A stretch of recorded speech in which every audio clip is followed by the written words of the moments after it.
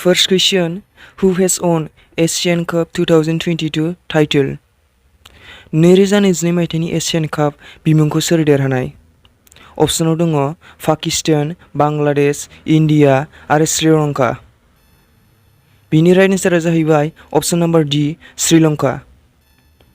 Next question, India's longest rubber dam has been inaugurated in which state? भारतनि लावसिन राबार दामखौ बबे जायगायाव बेखेवा? अप्शनाव दङ बिहार, उत्तर प्रदेश, मध्य प्रदेश आरो झारखन्ड। बिनि राइट एन्सारा जाहैबाय option number A Bihar. Next question, India will host the G20 Leaders Summit in which year? भारतआ बेसेबां मायथाइयाव G20 Leaders Summit खौ खुंगोन? अप्शनाव दङ 2022, 2024, 2023 आरो 2025। बेनि राइट एन्सारा जाहैबाय 2023 मायथाइयाव। Next question, what is the themes for Ayurveda day 2022? Ayurveda day 2022 नि गुबै सानथौआ मा? अप्शनाव दङ हर रोज हर घर आयुर्वेदा, हर घर आयुर्वेदा, हर दिन आयुर्वेदा, हर दिन हर घर आयुर्वेदा। बेनि राइट एन्सारा जाहैबाय अप्शन नम्बर डि हर दिन हर घर आयुर्वेदा। नेक्स्ट क्वेश्चन, हु इज सेड टु बी एपइन्टेड एज द 14th Attorney General of India? 14th Attorney General of India हिसाबै सोरखौ थिसनगोन? अप्शनाव दङ मुकुल रोहतगी, हरीश सेफ, तुषार मेहता, एबी रोहतगी। बिनि राइट एन्सारा जाहैबाय option number A Mukul Rohatgi. Next question, who has ओन द US Open Tennis Tournament 2022? 2022 मायथाइनि US Open Tennis टुर्नामेन्टखौ सोर देरहानाय? अप्शनाव दङ Casper Ruud, Rafael Nadal, Novak Djokovic, Carlos Alcaraz. बिनि राइट एन्सारा जाहैबाय option number D Carlos Alcaraz.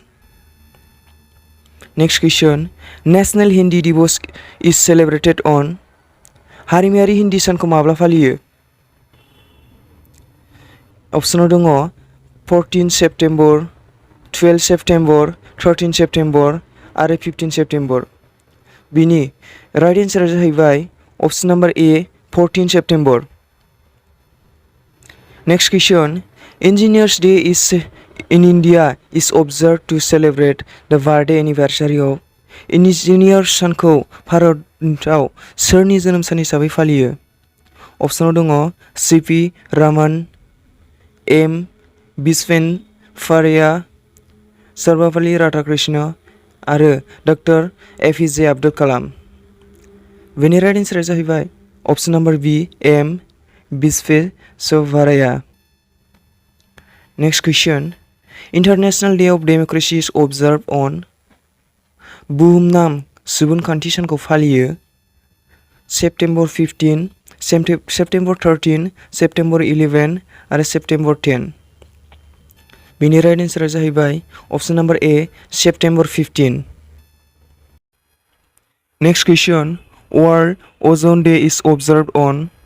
बुहुमनां अजन सानखौ फालियो अप्शनाव दङ सेप्टेम्बर 11, सेप्टेम्बर 9, सेप्टेम्बर 16 आरो September 13।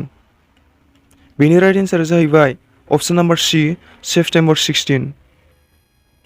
Next question, which country will host the FIFA Under-17 Women's World Cup 2022? बबे हादरा 2022 मायथाइनि FIFA Under-17 Women's World Cup खौ खुंगोन?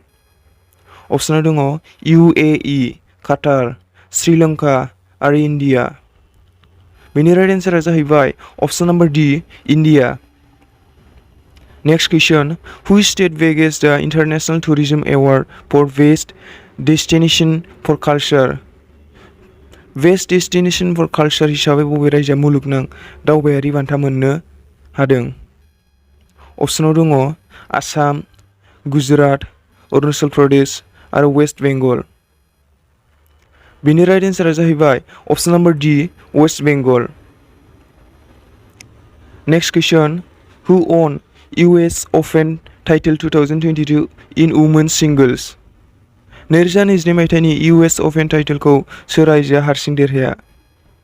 अपसनाव दङ Serena Williams, Iga Swiatek, Ons जाभिउ, नाओमी ओसाका। बिनि राइट एन्सारा जाहैबाय option number B Iga Swiatek. Next question recently central government sign peace agreement with how many tribals group of Assam?